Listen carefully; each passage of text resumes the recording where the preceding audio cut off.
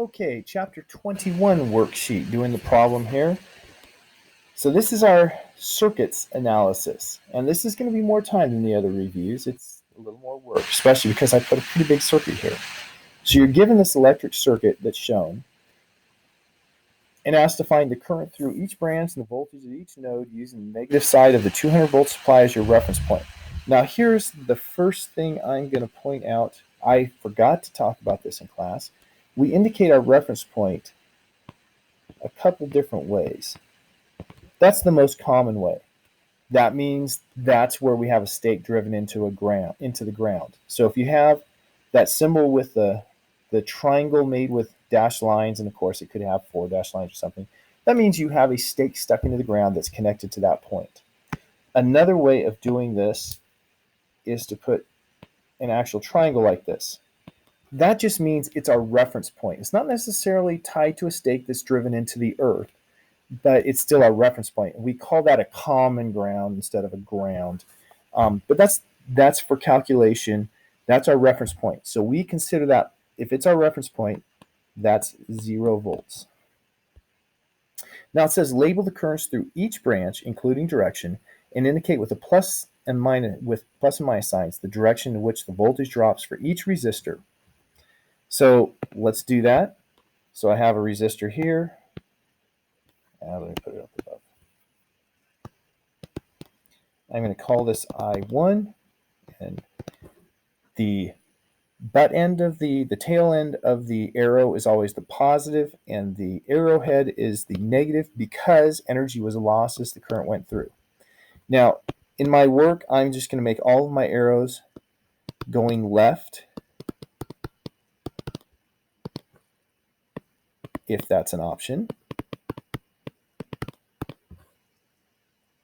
or up if left is not an option.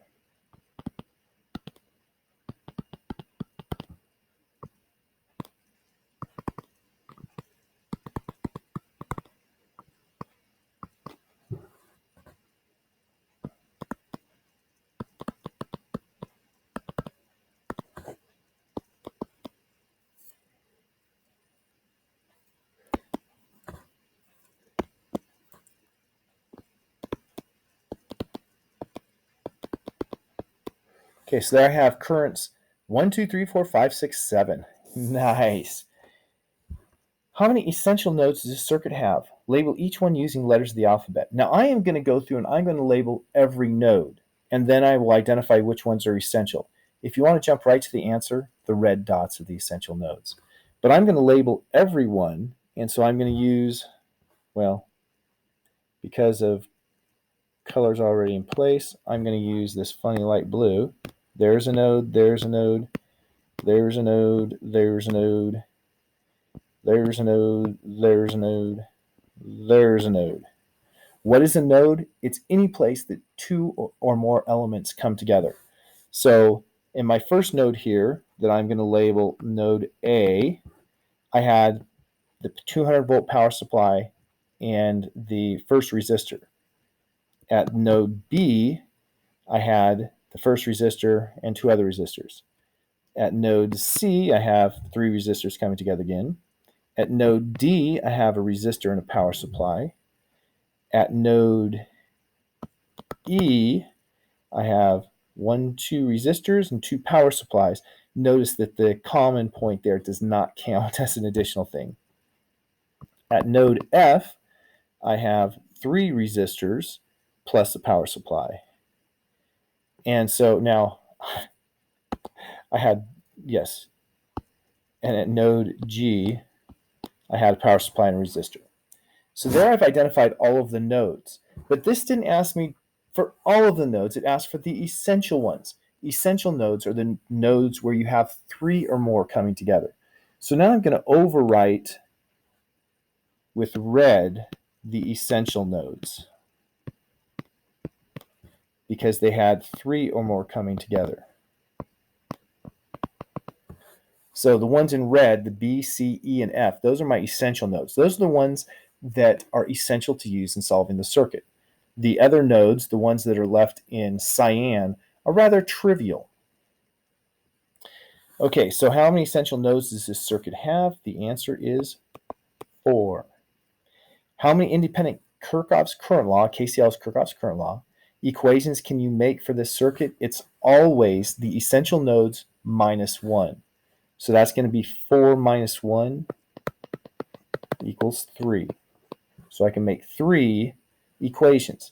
Now I need to make those equations. So I'm just going to do them here. Kirchhoff's current law says the sum of the currents at a node is equal to 0. So I'm going to do node B. So at node B, I have current 1 coming in, current 4 coming in, and current 2 going out. So that's, I'm going to write these in black just because I think it looks neater. So I1 coming in plus I4 coming in minus I2 leaving equals 0. Then at node C, I'm going to have, so at node C, what's coming in? I have current 2 and current 5 coming in and current 3 leaving. So I2 plus I5 minus I3 equals 0. And then if I go to node E, I'm going to have the equation. Now notice node E has 4 things here. It has current 1 leaving. You might look at that and say, current 1's not touching that. But current 1, if you extend it, current 1 starts at node E and ends at node B. So it's going like that. So current 1 was leaving node E. So coming in, do I have anything coming in? Nope. Current 1 is leaving, current 4 is leaving, current 6 is leaving, and current 7. So minus I1 minus I4 minus I6 minus I7 equals 0. And finally, node F. So at node F, we again have 4 wires. We have I6 and I3 coming in. Oh, and I7. So I3, 6, and 7 are coming in. I5 is leaving. So I'm going to have I3 minus I5 plus I6 plus I7 equals 0. Now, I've said multiple times, you can only use one less than the total number of node equations. Here I did all of the node equations. And why is it that I can only use one less? Because one of these depends on all the others. It doesn't matter which one you pick out. What's an easy way to show this? Add them up. If we add these all up, now sometimes it's not so simple, but if you add these all up, I have plus I1 in the equation for node B, minus I1 in the equation for node E, and so I have 0 I1s. I have plus I2 in the equation for node C and minus I2 in the equation for node B. Those add up to 0. I have plus I3 in the equation for node F, and I have minus I3 in the equation for node C. Those add up to 0. I have plus I4 in the equation for B, minus I4 in the equation for E. Those add up to 0. I have plus I5 in the equation for C and minus I5 in the equation for F. Those add up to 0. And then 6 and 7 are, you can see right there, F has them both positive, E has them both negative. So if I add those up, I just get 0, which means that one of the equations was dependent on the others. So there we have our node equations all set. So we can only use 3 of those. So in my calculation, I will just arbitrarily choose not to use this one.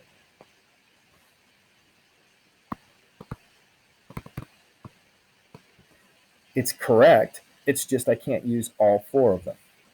Now we have going on to meshes. How many meshes does this circuit contain? Label each one using counting numbers. The meshes are the smallest loops. Think of it like a window. How many panes of glass do we need? That's the number of meshes. So here's one mesh, so I'll label that 1. Here's a second mesh, I'll label that 2. Here's a third mesh, I'll label that 3. Here's a fourth mesh, I'll label that 4. Notice I made all of my arrows so they're showing a clockwise direction. My method is to start at the bottom left-hand corner and go around in a clockwise method, doing rises minus drops.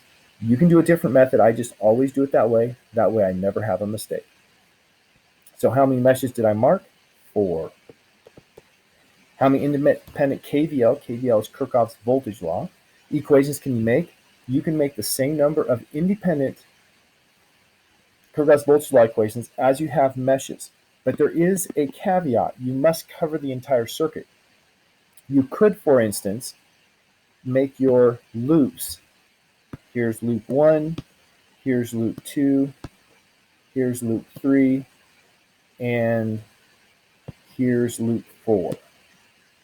Well, those loops did not cover these elements here. And because they didn't cover those elements there, I didn't cover the entire circuit, and that would not be a valid set of equations. I need to cover the entire circuit. So here's another set of options that does work. I could use, that's loop 1, that's loop 2. Now between loops 1 and 2, I've covered the entire circuit. I can choose any other 2 loops I want. So let's just go 3 and 4, and it'll work. So you have to have 4 different loops. They have to cover the entire circuit. And so it's easiest if you just use the meshes. They'll have the shortest equations for starters.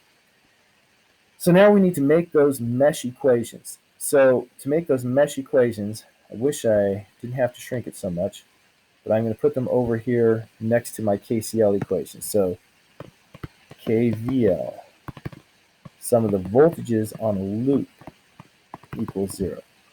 So for loop 1, I start in the bottom left-hand corner and I go up. Oh, I need to do a whole lot more labeling. So let's get into labeling. I'm going to call my resistors the same number as the currents. Oops, that's a 2.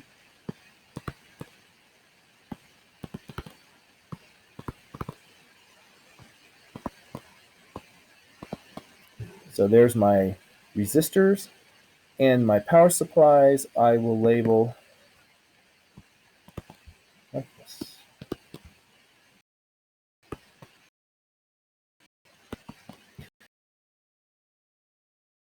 Okay, so now I can make this. So in mesh 1, I go up E1, and then I go down. You can tell because I'm going from plus to minus. I went up because I was going from minus to plus that resistor, or that power supply. Remember, long side of power supply is positive. So I go down through the resistor. Because it's through a resistor, I have to use Ohm's law to get the voltage drop across it. And Ohm's law says V is IR, so that's going to be I1R1. And then I come down through resistor 4, and notice I'm now going from the minus side to the positive side of resistor 4, so that's going to be plus I4R4, and then I come back to the starting point, so that's equal to 0. So going to mesh 2, I'm going to start at node E here. I'm going now with the current through resistor 4, so that's minus I4R4. Then I'm going with the current again through resistor 2, so minus I2R2. Going from negative to positive in power supply 2, so plus epsilon 2, or epsilon plus script E, if you will. Now I'm going against the current through resistor 5, so that's going to be plus I5R5. And I'm going against the current again through resistor 4, plus I4R4 equals 0. That was a pretty long equation because you had 1, 2, 3, 4 resistors and the power supply. 1, 2, 3, 4 resistors and the power supply. It's always good to double check, by the way. Mesh 3. Mesh 3, thankfully, is going to be shorter again. Starting at the lower left-hand corner, I'm now going with the current, so minus I5R5. With the current again through resistor 3, so minus I3R3. From negative to positive, the power supply 3 equals 0. Back to where I started. And now for the final mesh, starting at the bottom left-hand corner at node C, I'm going from negative to positive, so up epsilon 4. Then going with the current, so down I4R4. go down, there's no resistor, and then I come to resistor 7. I'm going against the current, so up, I7, R7, and I'm back to where I started, equals 0. So there's my 4 KVL, Kirchhoff's voltage law equations. So now I have a total of 4 Kirchhoff's voltage law equations and 3 Kirchhoff's current law equations, 7 total equations. How many unknowns do I have? My currents are my unknowns, 1, 2, 3, 4, 5, 6, 7. I have 7 equations, 7 unknowns. Fundamental theory, if you have the number of unknowns equal to the number of equations, you can solve it. If you have more unknowns than equations, you cannot solve it. If you have more equations than unknowns, you might have a constrained system, as you might have a system that's inconsistent. Of course, that would occur when the teacher makes the problem. Okay, solve the set of equations to find each of the branch currents. And now, this is way too many to go through and try to eliminate variables. What we do is we rearrange these equations to put them into a matrix and let linear algebra be our friends. So I'm going to rewrite the equations. So node B equation is going to be 1 times I1 plus 0 times I2 plus, nope, there's I got to look back. I can't even read my own writing. It had I4. I1, no, it had a minus I2. A minus I2 plus a minus 1. Can't read. Times I2 plus a 0 times I3 plus a 1 times I4 plus 0 times I5 plus 0 times I6 plus 0 times I7. I obviously didn't give myself enough room. Well, I'll just crunch the other equations, equals 0. So there I've spread it out, but I have the whole equation. The next one is 0 times I1 plus 1 times I2 plus minus 1 times I3 plus 0 times I4 plus 1 times I5 plus 0 times I6 plus 0 times I7 equals 0. Okay, so that spacing works better for us, right? I'm going to shrink it down a little more so I can see everything on one screen. So I don't have to sweep back and forth. I just have to write smaller. So that was C. Equation E is minus 1 times I1, and there's no 2, no 3, plus 0 times I2 plus 0 times I3 plus, it's a minus 1 for I4. It's a 0 for I5. And then minus 1s for I6 and I7. Okay, so there's my Kirchhoff's current law equations, simple enough. Now my Kirchhoff's voltage law equations are a little more complicated. I need to move the EMFs over to the other side of the equal sign. And so I'm just going to move these across, and I will have, for loop 1, I'm going to have minus R1. What was R1? R1 was, oh boy, I actually have them on a spreadsheet. I'm going to refer to that rather than scrolling back and forth all the time.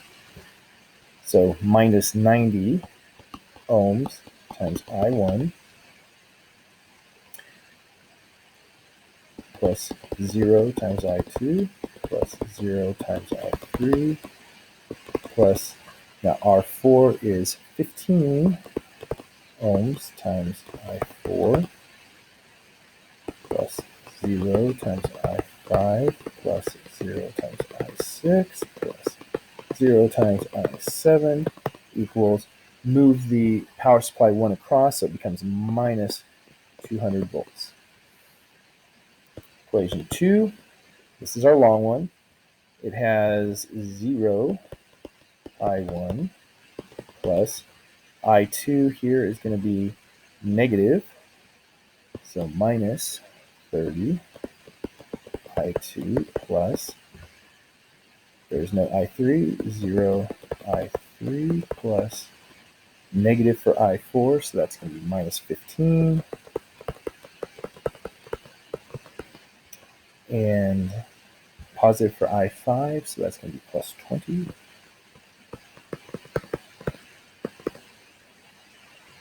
And there is no I6 or no I7, so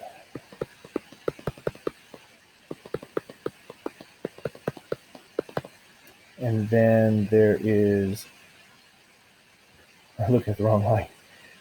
The EMF moves across, so it's going to be minus voltage of the supply 2, which is minus 250 volts. There's equation 2.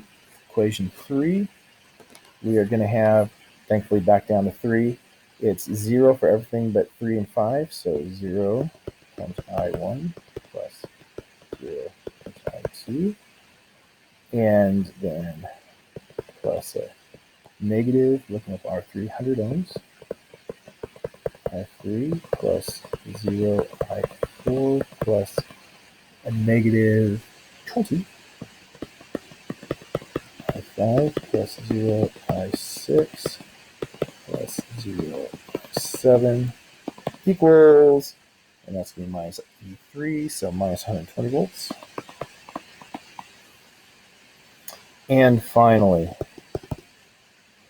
this one here has only 4 and 7, so 0 I1 plus 0 I2 plus 0 I3 plus negative 15 I4 plus 0 I5 plus 0 I6 plus positive 60 I7 equals E4 moved across becomes negative minus 300 volts. Now I have what I need to put this into a matrix and do row reduction echelon form. So I'm going to make a matrix that is just taking the numbers for each column. So 1, 0, minus 1, minus 90, 0, 0, 0. That's the first column. I'm going to alternate color by column so we can keep them apart. Minus 1, 1, 0, 0, minus 30, 0, 0. I'm going on to I3 column. I3 column is 0, minus 1, 0, 0, 0, minus 100, 0. I4 column is 1, 0, minus 1, 15, minus 15, 0, minus 15. I5 column 0, 1, 0, 0, 20, 20, 0. I6 column 0, 0, minus 1, 0, 0, 0, 0. Really? That can't be. I had to have I6 go through resistor somewhere. Where did I mess up? I6. I should have I6 in both 2 and 4. 2 I had, I4, I2, and I5. Oh, I put I4 again. That was plus I6. So hopefully you noticed that when I went through the first time, I did not 6R6, which means that equation 2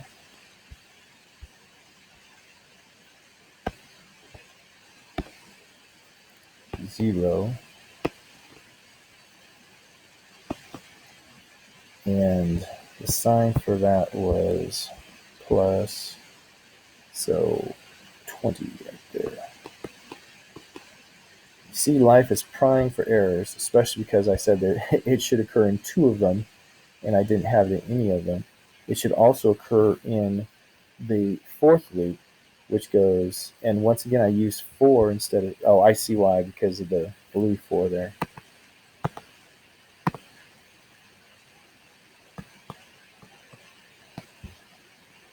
And so equation 4, there is no 4, that's a 0. And instead, in I6, I'm going to have 20 minus 20.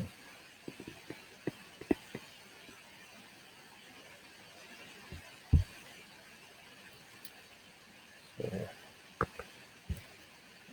minus 20 and 20. Okay, let's hope that those are the only mistakes I made. So going on to the I7 column, we had 0, 0, minus 1, 0, 0, 0, 60. And finally, for our answers column, we had 0, 0, 0, and then minus 200, minus 250, minus 120, minus 300. There I have my matrix. This is my matrix for the resistances, or if you will, I just call it matrix A. And this is my current matrix, or not my current matrix, my answer matrix, so I'll call matrix B.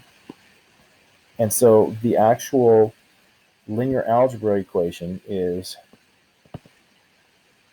A times I, and I is the currents. And so if I multiply both sides by the inverse of matrix A, then I get I is equal to inverse A B.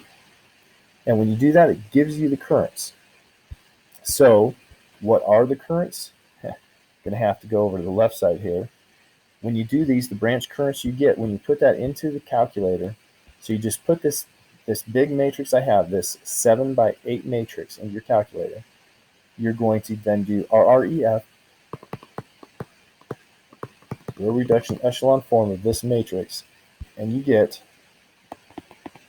I1 is equal to 2.62 amps. I2 is equal to 5.01 amps. I3 is equal to 1.84 amps. I4 is equal to 2.39 amps. I5 is equal to minus 3.18 amps. What does the minus sign mean? It means the current through resistor 5 is going the opposite direction. So instead of going up, it's going down there. I6 is equal to minus 0.0096 amps. That's virtually 0. I7 is equal to minus 5.00 amps. So once again, I7 is going the opposite direction. Well, I would have figured that because you notice I have the current coming out of the negative side of the power supply. Sometimes you can have power going the wrong direction in the power supply, but we hope to not. So those are the currents that we get from going through solving that problem. Now, that only got us to step F. What are steps G and H? Using the branch current going through each resistor, calculate the voltage drop across each resistor. So in that case, you're just going to take these currents that I found, I1 through I7, and multiply them by R1 through R7. So you're going to have, for instance, the voltage drop across resistor 1 is 90 ohms times 2.62 amps. And you just keep going like that. So I'll read the voltages. I'm not even going to write them down. I calculated them. Voltage 1 is 235.9 volts. Voltage 2 is 150.4 volts. Voltage 3 is 183.5 volts. Voltage 4 is 35.9 volts. Voltage 5 is minus 63.5 volts. Once again, a minus because the current's going in the opposite direction of what we have written. Voltage 6 is minus 0.19 volts. Voltage 7 is minus 300.2 volts. So we can get all of those voltages. Now, the last step that I said is using the voltage drops you calculate the voltage at each node, not just the essential nodes in the circuit. So, for instance, node E we defined as a voltage of 0. Got that one. So once I have that, node E, A, B, C, D, E, yeah. I wonder what I did wrong. I have that labeled as node F in my... I labeled my nodes differently the first time through, apparently. Well, so if node E is 0, then node A must be going up 200 volts from node E. So that's 200 volts. And then if I start there and I go down voltage 1 from 200 volts, that should get me to minus, how would I say go down? How much volts? 235. So that gives me minus 35.87 volts at node B. And then from node B, you go down voltage 2 to get to, yes, that's my problem. I did not, wrong color. I did not note this node, not an essential node, so it didn't matter my problem, but I didn't note that node when I went through and numbered my nodes. That's why my node numbers are off. So you go through and you calculate the voltage at each node. And I'm not even going to read those off. It's just to make sure you can calculate going up and down the voltages as you go through the circuit. So let's go to the second problem. Calculate the voltage in the circuit shown below 3 seconds after the switch is flipped. Assume infinite significant digits for all of the numbers in the circuit.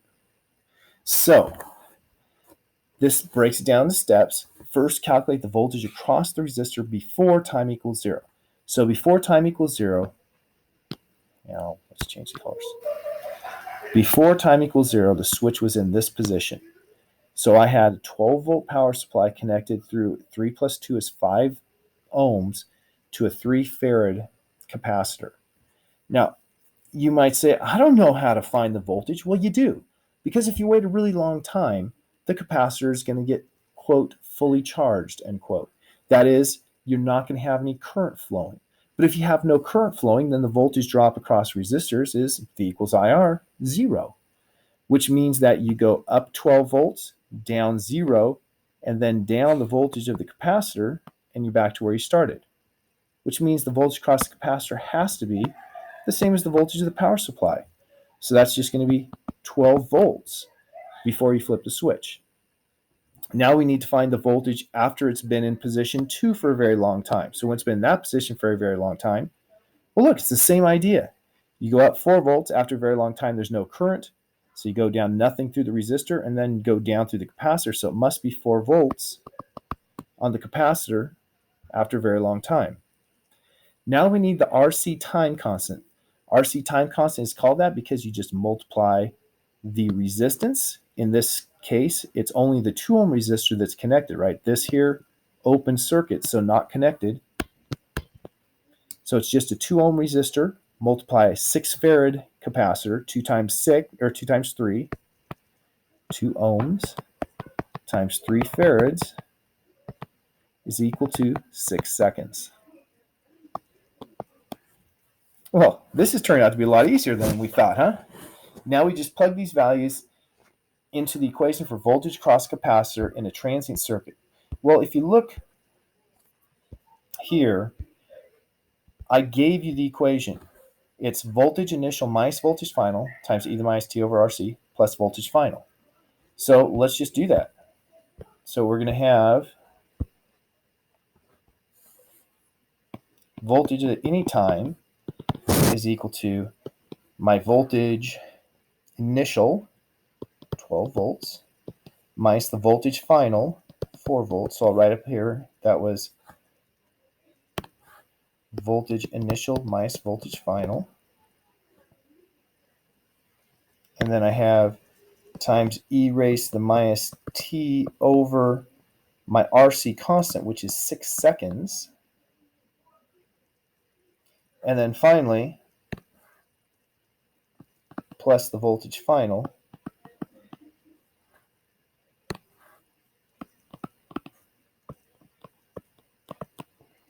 And there's the equation that will give me the voltage at any time. Well, I want it for 3 seconds after the switch has been flipped.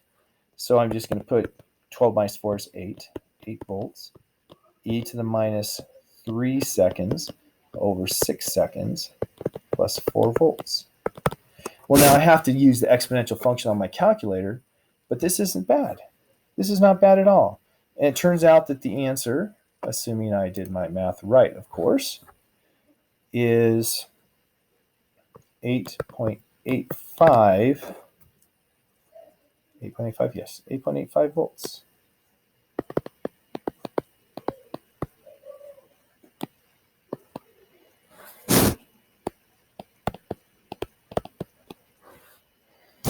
All right, that is it for the problems. Have a great night.